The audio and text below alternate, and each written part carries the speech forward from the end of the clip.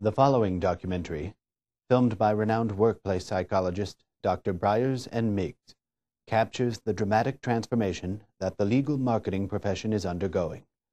Please join us now in viewing Truth, Justice, and Credibility.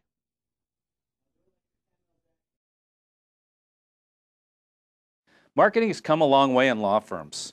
I clearly remember the days you couldn't even use the word marketing. We called it practice development. Nobody knew what that meant, so it didn't sound so salesy.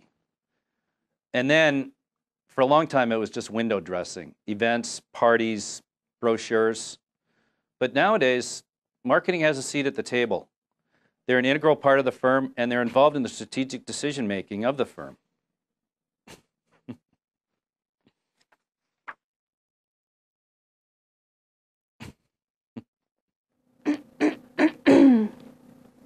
Can I talk to you for a second? I know how important the holiday card is to you, especially since your daughter is a designer and she always gives great feedback. So I wanted to run this past you before I presented it to the other 19 members of the Partnership Council. So what are your thoughts on this? Yellow or blue?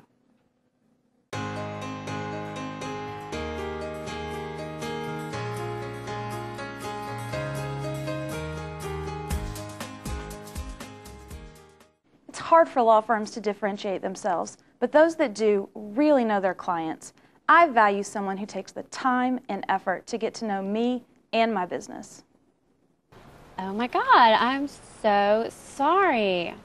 When did he die? Well, he is still on our contact list, but I'll delete him.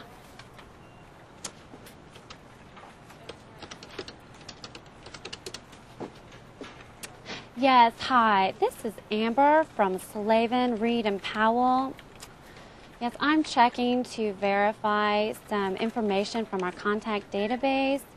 We sent some mail to Ms. Finley, but it came back as undeliverable with no first name on it. Finley, that's F-I-N-L-E-Y.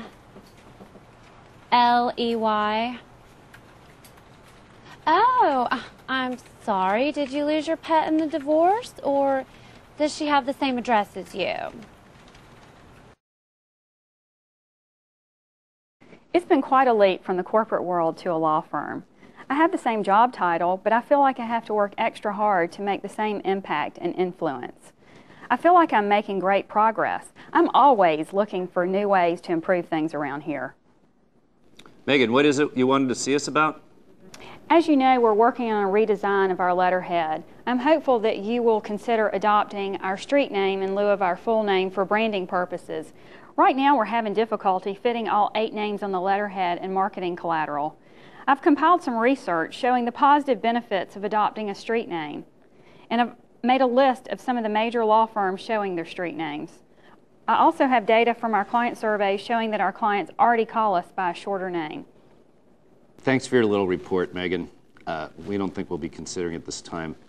Now, we have some important things to deal with right now. We've still got to decide who's going to do the catering for the new attorney dining room.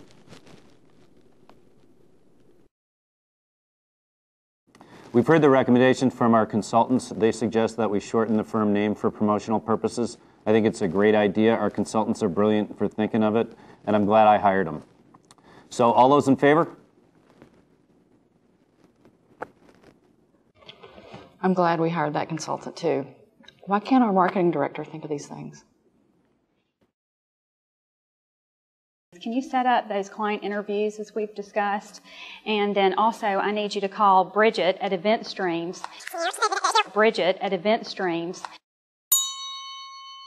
to make sure we're on track for those training sessions for the business development training program.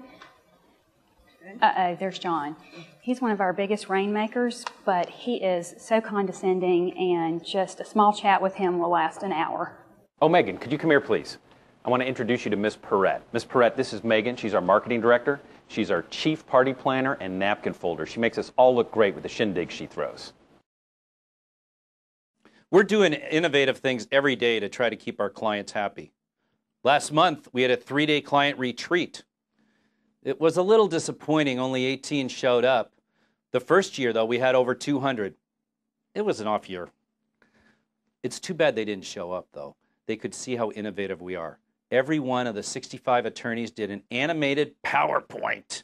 It was beautiful. You see the slides flying all over the place. We're very, very high-tech and client-focused. And that is why I feel that client interviews are essential to our business. It's important to find out what our clients are looking for. It's imperative if we want to differentiate ourselves in the marketplace. There is no way that anyone at this firm is going to let someone else talk to their clients. Besides, it's a huge imposition on the client's time, and they'll see it as way too salesy. And it'll kill our credibility. Absolutely not. I just had Jack in here. It turns out one of his biggest clients gave a huge project to Manton and Manton. And yeah, the client said M&M felt like they felt like they cared more because they went in and talked to them about their needs. Oh yeah, and they also sent them pounds and pounds of chocolate-covered candies that melt in your mouth and not in your hand.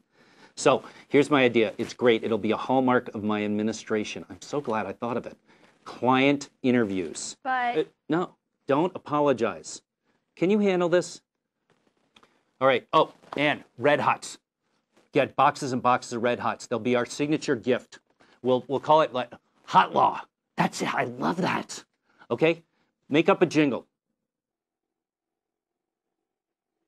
Good. I like that. Getting right to work.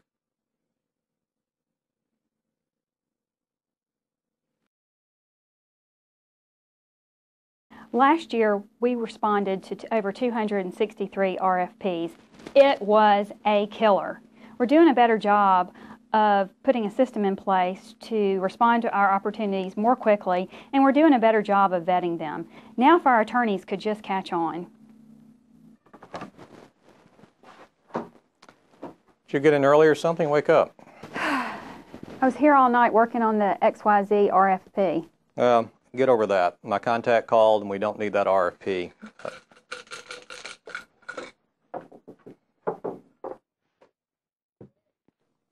By the way, the Acme RFP that I gave you yesterday, they also called on that. We're going to need that later today. Is that going to be a problem?